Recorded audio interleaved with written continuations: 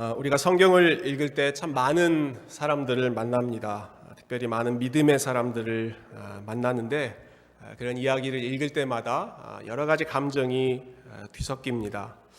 한편으로는 자기의 사랑하는 아들까지도 아끼지 않고 하나님 앞에 순종하는 마음으로 드렸던 그 아브라함의 믿음, 아브라함의 순종, 또 골리앗 앞에서 하나님을 의지하여 믿음으로 승리했던 또 그 다윗의 믿음, 이러한 내용들을 읽을 때면 우리가 그들에 비하면 우리의 믿음이 너무나 작다, 너무나 초라하다, 우리가 굉장히 작아지는 느낌을 받게 됩니다. 하지만 이 동일한 그 사람들이 우리와 똑같은 연약한 모습을 보일 때 우리는 그들과 동질감을 느끼기도 합니다. 아브라함은 생명의 위협을 느꼈을 때 자기 아내를 누이라고 속이면서 그 위기를 모면하려 하기도 했습니다. 또 우리가 지난주에 살펴본 것처럼 그 훌륭한 다윗 역시도 밧세바와의 불륜으로 탐욕, 간음, 속임수, 살인 이러한 죄를 연속적으로 범하기도 했습니다. 이런 실패의 이야기, 연약함의 이야기를 읽으면 그들도 우리와 똑같은 연약한 죄인이구나 라는 생각과 함께 결국 그들이 그렇게 위대할 수 있었던 것은 또 하나님께서 그들을 약한 가운데 강하게 사용하셨기 때문이구나 라고 하는 것을 배우게 됩니다. 저는 최근에 비슷한 경험을 우리 현실에서 한 적이 있습니다. 제가 유대열 목사님, 하나륵교회에서 오셨던 유대열 목사님을 뵀을 때 그런 느낌을 가졌습니다. 여러분 많이들 기억하실 것입니다. 지난 5월 말에 우리 유 목사님께서 우리 교회에 오셔서 전가족 수양회 때 너무너무 귀한 간증, 또 귀한 은혜를 끼쳐 주셨습니다. 우리가 들었던 내용들이 참 놀라운 내용들이었죠.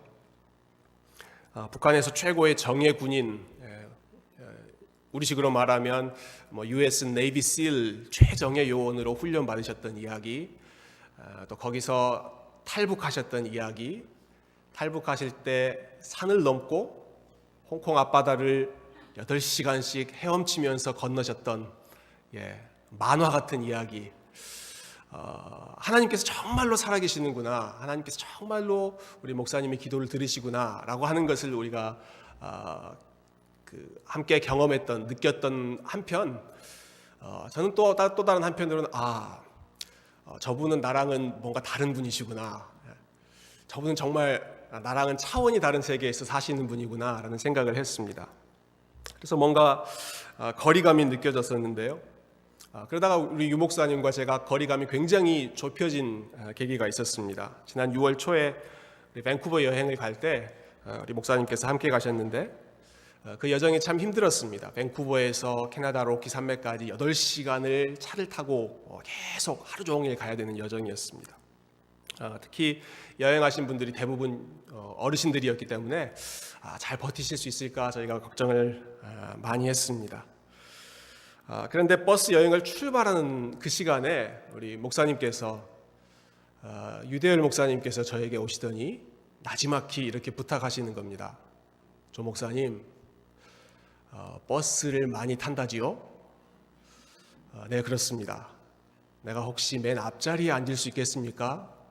왜 그러십니까? 내가 버스 멀미가 심해서 차 뒷자리에는 못 앉습니다. 별로 놀라지 않으시네요. 전 굉장히 놀랐습니다. 특수교육 받으신 우리 목사님께서 버스를 못 타서 앞자리에 앉으셔야 된다라는 말씀을 하실 때 이분도 나와 동일한 연약한 분이시구나. 저는 버스 멀미는 하지 않습니다. 제가 얼마나 위안을 받았는지 모릅니다. 제가 유대열 목사님 이야기를 꺼내면서 오늘 설교를 시작하는 것은 단순히 그분의 연약함을 드러내기 위해서가 아니라 오늘 본문이 시작하는 15절 말씀 때문에 그렇습니다. 혹시 기억하신다면 우리 목사님, 유 목사님께서 오셔서 첫 번째 금요일 집회 말씀을 전하실 때 이 15절 말씀에 대해서 함께 은혜를 나누어 주셨습니다. 목사님 말씀입니다. 목사님 표현에 성경에서 본인이 가장 이해할 수 없는 말씀이 바로 사무엘하 12장 15절이다 그렇게 말씀하셨습니다. 15절 말씀 보시면 이렇게 시작하죠. 나단이 자기 집으로 돌아가니라. 이 말씀이 성경에서 가장 이해하기 힘드시다는 거예요. 왜냐하면 이 말씀은 현실에서 일어나기가 굉장히 어려운 일이기 때문에 그렇다는 것이죠. 여러분, 나단이라고 하는 사람은 다윗 시대에 활동했던 선지자입니다. 우리가 읽지 않았지만 12장 15절 앞에 1절부터 14절까지는 다윗이 밧세바와 범한 죄 때문에 하나님께서 나단 선지자를 보내셔서 죄를 책망하는 내용입니다. 아주 신랄하게, 아주 통렬하게 다윗의 수치스러운 부분을 꼬집어내셨습니다. 다윗은 당시에 이스라엘에서 절대 권력을 행사했던 사람이었고 가장 높은 위치에 있었던 사람입니다. 그 정도 위치에 있고 그 정도 높은 자리에 있는 사람이라면 자기의 허물을 꼬치꼬치 드러내는 사람을 가만히 놔두지 않을 가능성이 큽니다.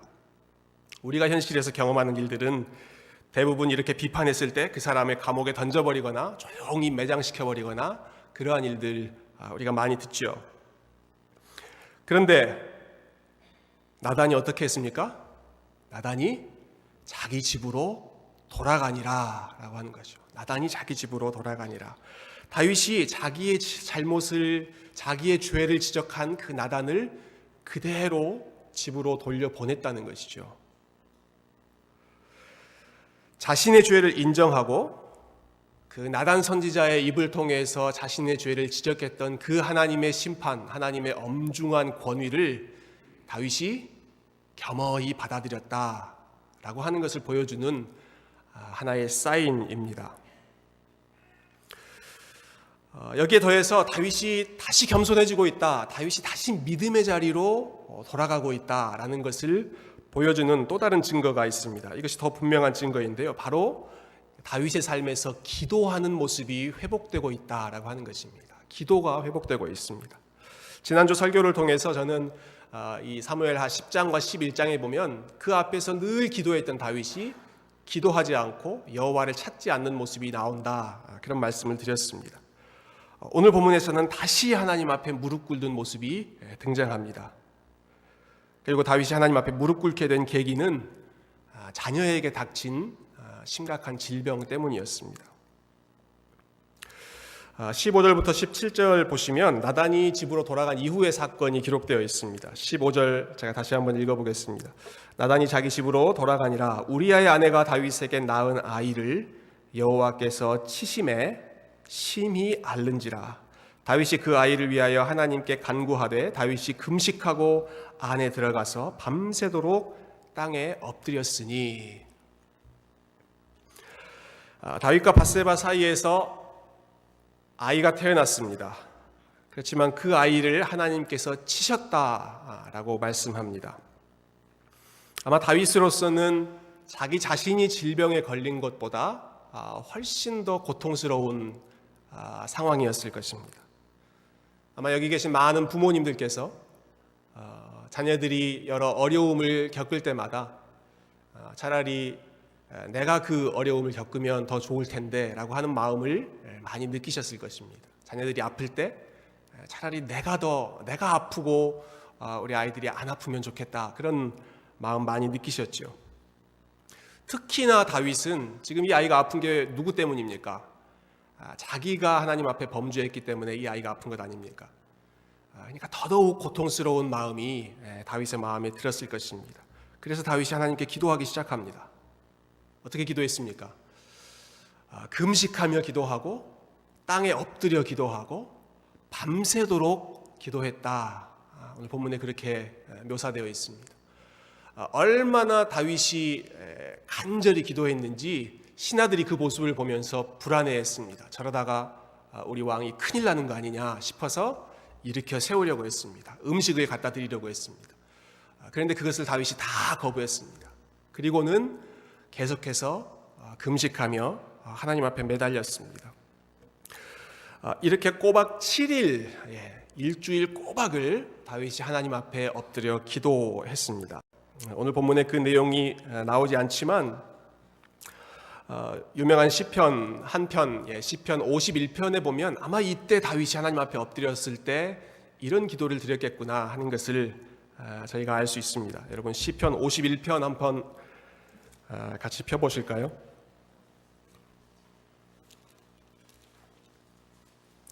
시편 51편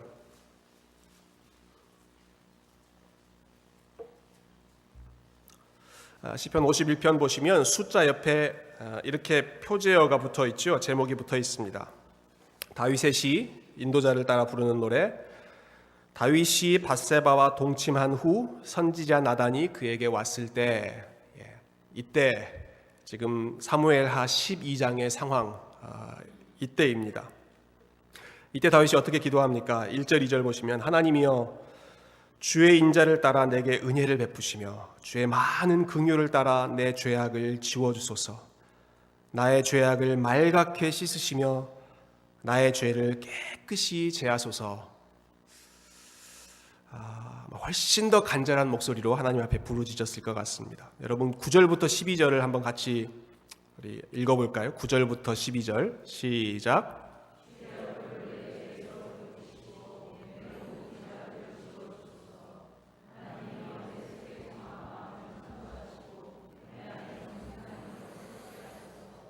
나를 주 앞에서 쫓아내지 마시며 주의 성령을 내게서 거두지 마소서. 주의 구원의 즐거움을 내게 회복시켜 주시고 자원하는 심령을 주사 나를 붙드소서. 다윗이 하나님 앞에서 철저하게 자신을 낮추고 있습니다. 철저하게 자기를 낮추고 있습니다. 하나님께서 저를 쫓아내시면, 하나님께서 저로부터 성령을 거두어 가버리시면, 하나님께서 저를 다시 회복시켜 주시지 않으면 저는 죽습니다 라고 하는 말이죠. 이러한 간절함, 하나님 앞에 매달리는 이러한 겸손한 모습이 여러분 언제 생겼습니까? 다윗이 자신의 죄의 무거운 짐 때문에 힘들어할 때, 그리고 현실적으로는 그의 자녀의 삶에 위기가 생겼을 때, 자녀의 생명이 위태로워졌을 때 다윗이 이렇게 간절하게 매달렸습니다. 다시 말해서 환난의 상황, 고난의 터널을 겪으면서 다시 한번 하나님 앞에 겸손히 엎드려지는 것입니다. 여러분 잘 좋아하시는 시편 23편, 그 시편 역시도 다윗이 지은 시편입니다. 이 시편 23편을 읽다 보면 아주 사소하지만 의미심장한 변화가 이루어지는 것을 볼 수 있습니다. 시편 23편이 이렇게 시작하지요. 여호와는 나의 목자시니 내게 부족함이 없으리로다. 그가 나를 푸른 초장으로 인도하시며 쉴 만한 물가로 인도하시는도다. 계속해서 하나님의 인도하심을 다윗이 노래하는데 계속 그가 he라고 표현합니다. 3인칭의 주어를 씁니다. 그러다가 4절로 넘어가면 내가 사망의 음침한 골짜기로 다닐지라도 해를 두려워하지 않을 것은 주께서 나와 함께 하심이라, 이렇게 고백합니다. 우리말 성경에는 주께서라고 해서 3인칭으로 나옵니다.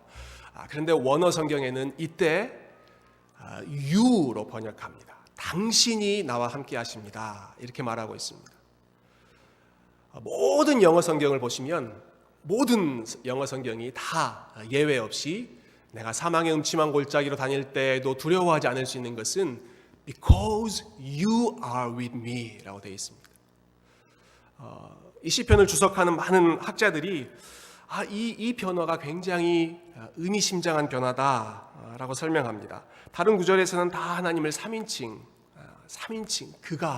그가라고 표현하다가 내가 사망의 음침한 골짜기 다닐 때, 그때는 그가 아니고 멀리 계시는 3인칭 주님이 아니라 바로 내 앞에 계시는 바로 당신 2인칭의 하나님, 훨씬 더 인격적으로 가깝고 훨씬 더 친밀한 그런 관계에 계시는 그 하나님을 다윗이 고백했다라고 하는 것이죠.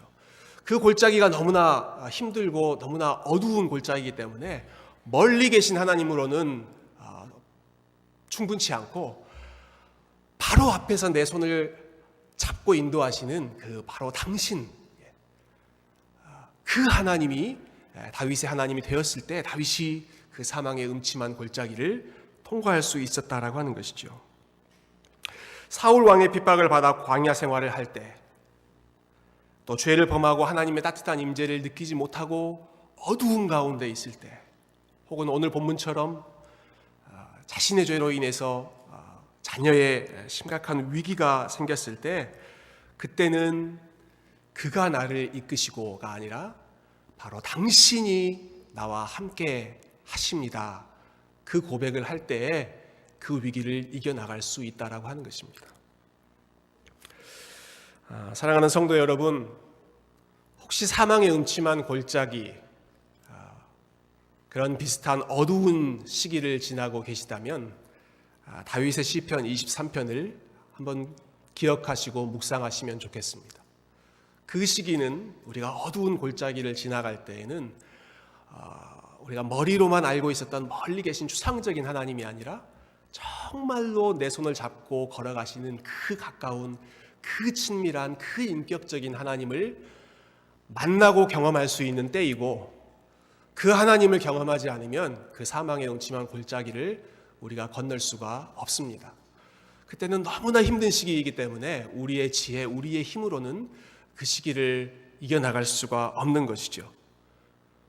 어두운 시기를 거쳐가고 있는 모든 분들께 하나님이 더 가까이 느껴지고 하나님과 더 깊이 교제하는 귀한 영적인 복이 충만하시기를 축원합니다. 여러분, 그렇게 하나님께 다윗이 간절히 기도를 드렸습니다. 무릎 꿇고 엎드리고 금식하고 밤새도록 7일 동안 그렇게 식음을 전폐하며 기도했습니다. 다윗의 기도가 어떤 결과로 이어졌습니까? 그 내용이 18절에 나오는데요. 18절 말씀은 우리가 참 받아들이기 힘든 그런 말씀입니다. 그래도 다윗이 그렇게 하나님 앞에 간절히 금식하며 기도했는데 18절 말씀이 이렇게 나오면 좋겠습니다. 여호와께서 다윗의 그 간절한 기도를 들으시고 그 아이를 고치셨더라. 제가 성경을 기록했다면 아마 그렇게 하고 싶습니다. 그렇게 해야지 뭔가 기도하고 싶은 그런 마음이 더 나지 않겠습니까? 그런데 18절 말씀은 이래 만에 그 아이가 죽으니라 라고 말하고 있습니다. 다윗이 간절히 기도했던 그 7일 이후에 그 아이가 죽었습니다. 하나님께서 데려가신 것입니다. 우리가 일반적으로 기도 후에 나올 것이라고 예상하고 기대하던 그러한 결말은 아니지요. 아이가 죽었다는 사실 때문에 신하들이 걱정하기 시작했습니다. 이 사실을 다윗 왕에게 알려야 하나? 알려도 되나? 자기들끼리 수군거리기 시작했습니다. 왕이 이 사실을 아시면 정말로 크게 상심하실 텐데, 그렇게 자기들끼리 우물쭈물하고 있는 모습을 눈치 빠른 다윗이 알아차렸습니다. 그리고 신하들에게 물어봤습니다. 아이가 죽었느냐? 신하들이 대답했습니다. 예, 죽었나이다. 아마 이 대답을 하고 신하들은 굉장히 조마조마하지 않았을까 싶습니다. 이제 뭔가 큰 사단이 일어나지 않을까. 다윗이 크게 하나님 앞에 분노하거나 아니면 그 아이를 치료하는데 1차적인 책임이 있었던 의원들을 불러서 책임을 추궁하거나 그런 사단이 일어나지 않을까. 아주 굉장히 긴장되는 순간입니다.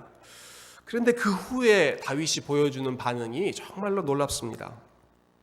20절 말씀 여러분 한번 보시겠어요? 20절 보시면 그 신하들의 보고를 받은 후에 다윗이 이런 반응을 보입니다.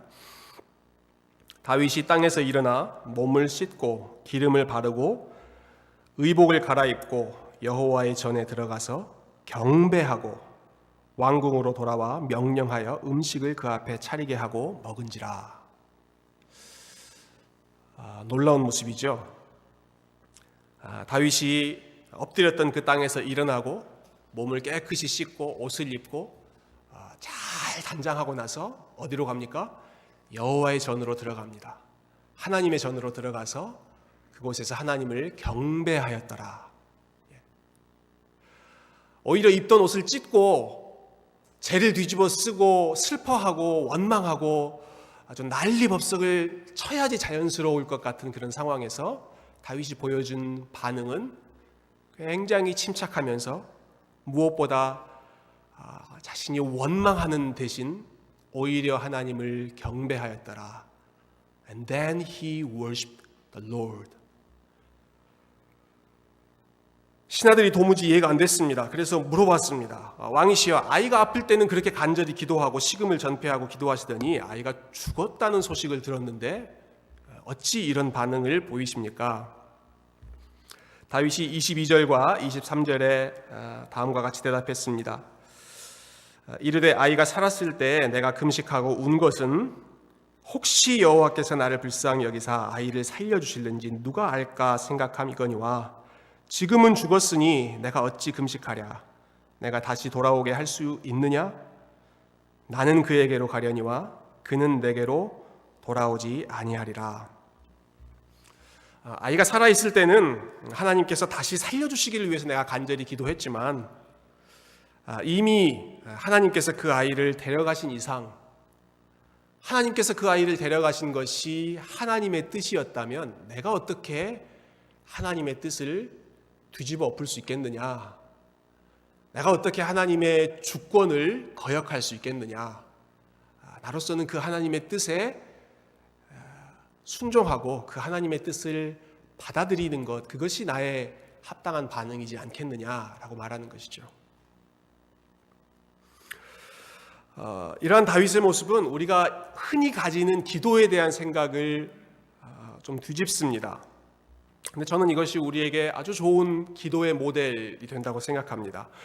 일반적으로 우리가 기도를 생각하면 지성이면 감천이다라고 하는 식으로 기도를 많이 생각합니다. 지성이면 내가 지극한 정성을 들이면 감천, 하늘도 감동해서 내 뜻을 이루어 주실 것이다. 우리 그렇게 생각하죠. 어떨 때는 우리가 기도할 때 마치 하나님께 우리의 인생 플랜 혹은 마치 비즈니스 프로포저를 상급자에게 보고하는 것처럼 그렇게 생각할 때도 있습니다. 하나님, 제가 이런 일 계획하고 이런 일 계획하고 이런 일 계획하는데 한번 보시고 마음에 드시면 통과시켜 주십시오. 이런 식으로 우리가 하기도 하죠. 저는 이렇게 기도하는 것이 결코 잘못되었다고 생각하지 않습니다.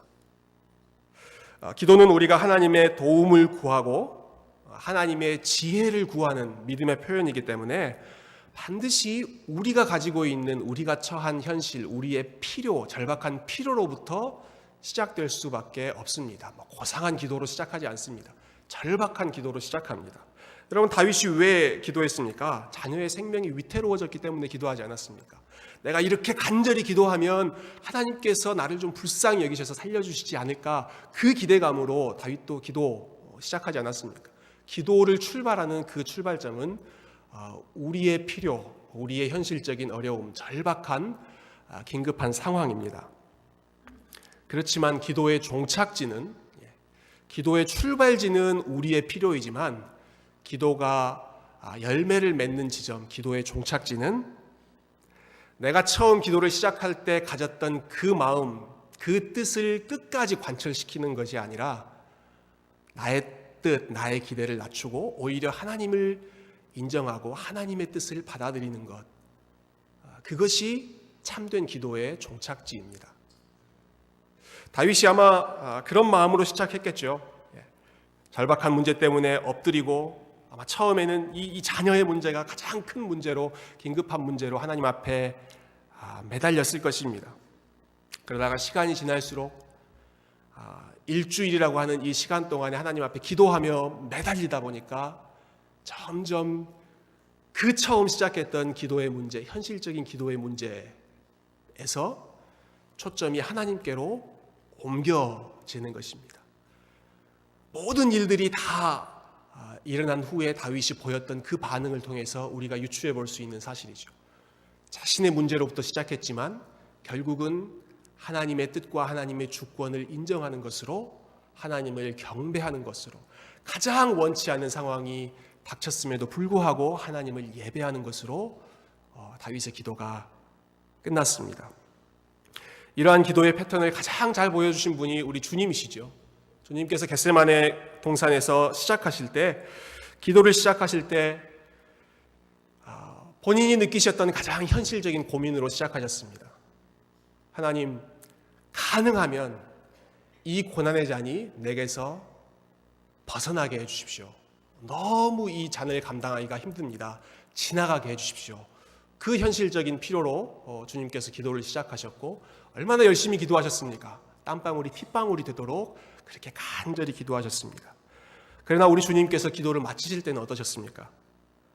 그러나 나의 뜻대로 하지 마시고 아버지의 뜻대로 이루어 주십시오. 그렇게 하나님의 뜻을 인정하고 묵묵히 십자가의 길을 걸어가셨습니다. 여러분, 기도를 하는 목적이 나의 뜻을 끝까지 관철하는 것, 내가 처음 가졌던 뜻을 이루는 것이라고 한다면 다윗이 7일 동안 금식하며 기도했던 것은 정말 시간 낭비였습니다.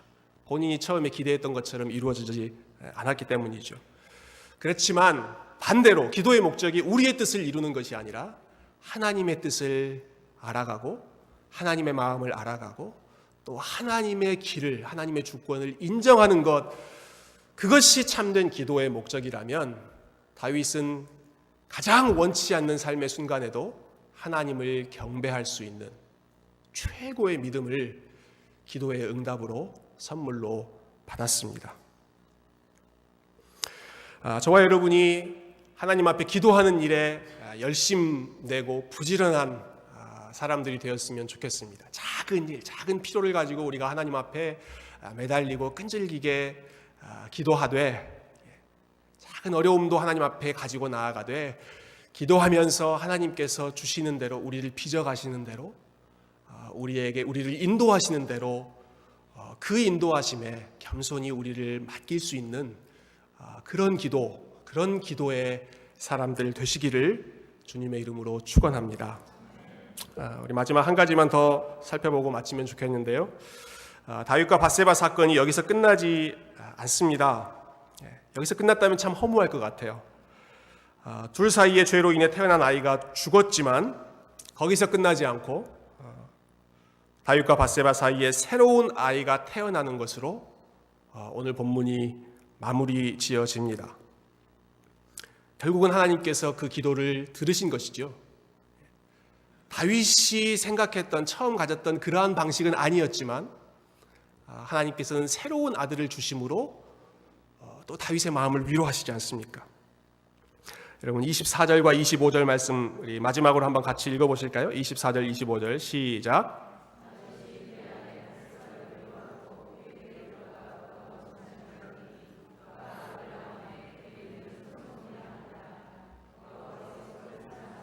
선지자 나단을 보내 그의 이름을 여디디아라 하시니.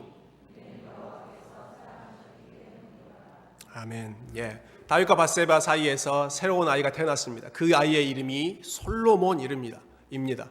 여러분, 솔로몬이라고 하는 이름은 여러분 잘 아시는 히브리어 샬롬에서 온 단어입니다. 샬롬이 솔로몬입니다. 그러니까 솔로몬이라고 하는 이름은 평강, 평화의 아들이다라고 하는 뜻이죠. 다윗이 마음에 얼마나 근심이 됐겠습니까? 자기의 죄 때문에 이 아이가 죽었을 때 얼마나 죄책감이 들었겠습니까?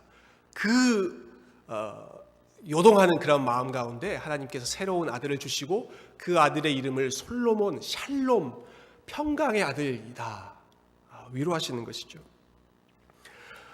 뿐만 아니라 또 다른 이름을 주셨습니다. 선지자 나단을 보내 그의 이름을 여디디아라 하시니 이는 여호와께서 사랑하셨기 때문이더라. 여러분, 성경 여디디아라고 하는 그 단어 앞에 보시면 1이라고 하는 작은 숫자가 있죠. 그 1 제일 그 페이지 밑으로 내려오시면 그 이름의 뜻을 설명하고 있습니다. 여디디아라는 이름의 뜻은 여호와께 사랑을 입음이라는 뜻입니다. 여호와께 사랑을 입음. 내가 이런 엄청난 죄를 범하고도 하나님께서 여전히 나를 사랑하실까? 다윗의 고민에 대한 하나님의 응답입니다. 여호와의 사랑을 입음, 너는 여전히 나의 사랑 안에 있는 자이다. 솔로몬 평강의 아들 주시고 여디디아 나의 사랑을 입은 자여 라고 하는 사랑의 메시지를 다윗에게 다시 한번 확인해 주시는 것이죠. 다윗처럼 엄청난 범죄를 범한 사람을 이렇게 따뜻하게 위로하시고 용서하시고 다시 한번 사랑으로 초대하시는 이 하나님의 사랑은 정말로 놀라운 사랑입니다.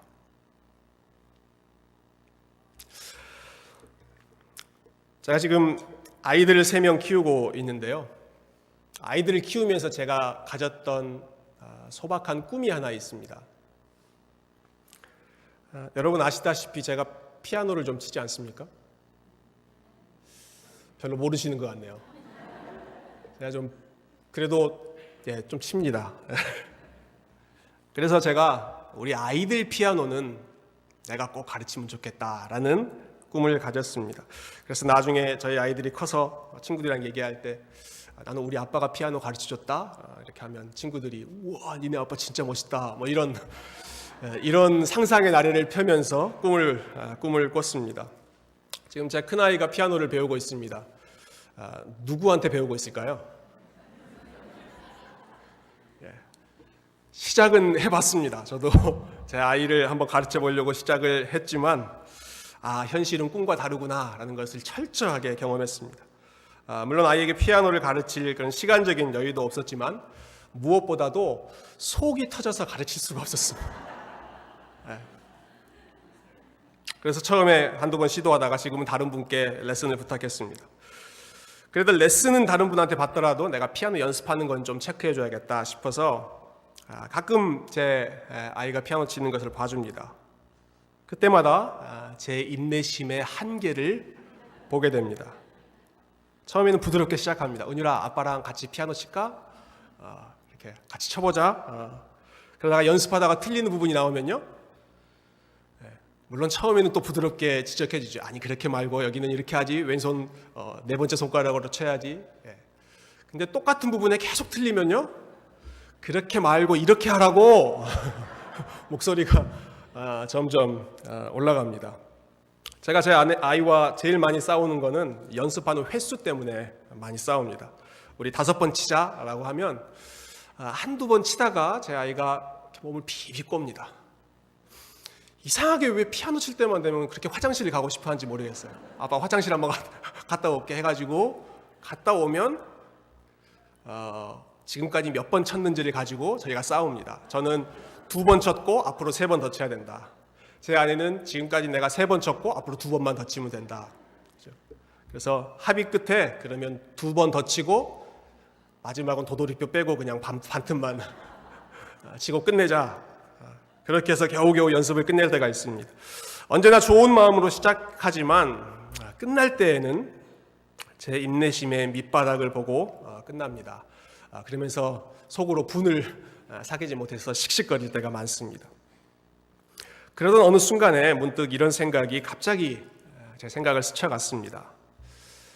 야, 너는 네 딸, 네가 그렇게 사랑하는 네 딸 피아노 봐주는 것 그거 30분도 그렇게 못 참느냐. 나는 지금까지 다 참고 있다.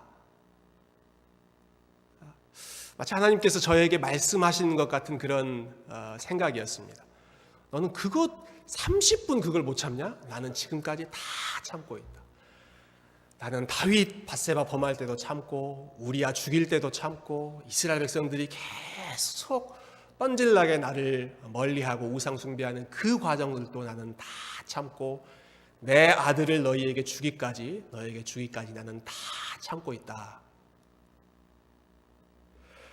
하나님의 사랑을 표현하는 히브리어 단어가 헤세드인데 그 헤세드를 영어로 번역할 때는 그냥 love라고 번역하지 않고 steadfast love로 번역합니다. 끈질긴 사랑, 한결같은 사랑, 계속해서 참는 사랑, 그것이 하나님의 언약적인 사랑이라는 것이죠. 여러분, 다윗의 이 엄청난 범죄를 하나님께서 이렇게 쉽게 용서해 주셨다는 것이 가당키나 한 일이겠습니까? 그런데도 하나님께서 다윗을 참아주시고 용서해 주시는 것이죠.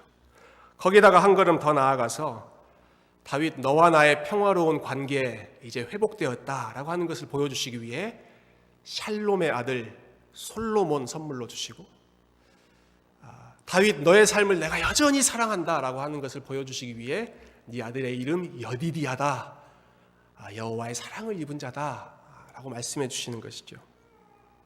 아마 다윗은 수시로 자신의 어두운 과거를 생각할 때마다 마음의 평강이 흔들리고 어디론가 숨고 싶은 그러한 마음이 들었을 것입니다. 그때마다 다윗이 해야 하는 일이 있습니다. 그것은 자기 아들을 보는 것입니다. 마음이 요동치고 마음이 흔들릴 때마다, 하나님의 사랑이 의심될 때마다 자기 아들을 보면서 그래, 평강의 아들, 사랑의 아들, 하나님께서 나를 용납해 주셨다라고 하는 것을 확인할 수 있었습니다. 사랑하는 성도 여러분, 저와 여러분에게도 그러한 평강의 아들이 계십니다. 바로 예수 그리스도이십니다. 선지자 이사야가 예수님의 탄생을 예언할 때 이새의 뿌리에서, 이새는 다윗의 아버지죠. 그러니까 결국 다윗의 뿌리에서 한 아이가 태어날 것인데 그 아이의 이름은 기묘자요, 모사요, 전능자요, 영존하시는 아버지요, 그리고 평강의 왕이시라. He is the Prince of Peace. 그분이야말로 참된 솔로몬, 참된 평강의 아들이시다 라고 예언했습니다. 우리 주님께서 이 땅에 오셔서 처음 세례를 받으셨을 때, 요단강 물에서 나오셨을 때 어떤 일이 일어났습니까? 하늘이 열리고 하늘로부터 소리가 있어 가로되 이는 내 사랑하는 자요, 내 기뻐하는 이로다. 하나님께서 그 아들을 보시면서, 그 예수 그리스도를 보시면서 이 아들이야말로 내가 진정으로 사랑하는, 나의 사랑을 입은 자다, 진정한 여디디야다 말씀해 주시는 것이죠. 다윗이 자신의 연약함과 부끄러운 모습이 생각날 때마다 솔로몬 평강의 아들 보고 여디디야, 그 아들 보면서 하나님의 사랑을 확인했던 것처럼 저와 여러분은 우리의 마음이 흔들리고 우리의 삶이 흔들릴 때마다 진정한 평강의 아들, 진정한 솔로몬 예수 그리스도를 바라보라고 하시는 것입니다. 평강을 찾기 어려운 시대를 저희가 살고 있습니다. 사망의 음침한 골짜기로 다니느라 평강이 사라집니다. 또는 죄책감 때문에, 부끄러운 과거 때문에, 사람에 대한 실망 때문에, 원치 않는 상황 때문에 우리 마음의 평강이 사라질 때가 많습니다. 그럴 때마다 여러분 예수 그리스도를 바라보시기를 바랍니다. 예수 그리스도를 생각하시기를 바랍니다. 예수 그리스도는 우리의 모든 허물과 연약함까지도 하나님께서 끝까지 참으셨다라고 하는 것을 보여주는 최고의 확증입니다. 아들까지도 아끼지 않고 우리에게 주신 그 아버지 하나님께서 아들과 함께 모든 좋은 것을 우리에게 주시지 않겠느냐. 하나님이 여전히 내 삶을 책임지신다, 여전히 내 삶에 관심이 있으시다, 여전히 내 삶을 인도하신다, 여전히 내 삶을 사랑하신다, 그것을 보여주는 최고의 표시가 예수 그리스도이십니다. 이번 한 주 저와 여러분의 삶이 죄로 가득한, 그래서 평안을 찾기 힘든 세상에서 살지만 참된 평강의 아들이신 우리 예수님 때문에, 그러므로 우리가 믿음으로 말미암아 의롭다 하심을 얻었으니 우리 주 예수 그리스도로 말미암아 하나님과 화평을 누리자. 예수 그리스도로 말미암아 하나님과 평강을 누리시고 샬롬을 회복하는 복된 삶 되시기를 주님의 이름으로 부탁드립니다. 함께 기도하겠습니다. 우리 잠시 우리 조용